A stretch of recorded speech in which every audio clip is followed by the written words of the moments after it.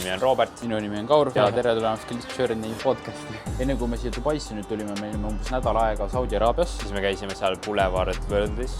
Andsime siis 3 kontserdit Riyadis. Meil tuli siis Eestist Soomest selline koondorkester nimega Crescendo Nordics, mille peaprodutsent olen mina, Robert on meie turundusjuht. Mängisime Lasse Heikile teost nimega Metsa, mis on selline audiovisuaalne teos. Pidingi tegema sellise aftermovie kogu projektis, reklaamvideo siis sellest teosest endast, mida esitati. Tuleb ka selline dokumentaalfilm. Näiteks Henrik Christopher Aavik, kliimaminister Andres Sutt, Eesti suursaadik, siis oli 4 Saudi printsessi, Montenegro prints, Kingdom Towerisse õhtusöögile. Ta kutsus meie orkestrit nüüd Montenegrosse tuurile ka ja sinna lähisriikidesse. Nii kauges riigis, sellises riigis, kus on hoopis teistsugune kultuur, hoopis teistsugused inimesed ja siis sa seal saad representeerida enda kultuuri, enda muusikat, enda nagu loomet tegelikult. Nagu ma ükskord ütlesin, et külmavärinatel on külmavärinad, et nagu reaalselt mega äge.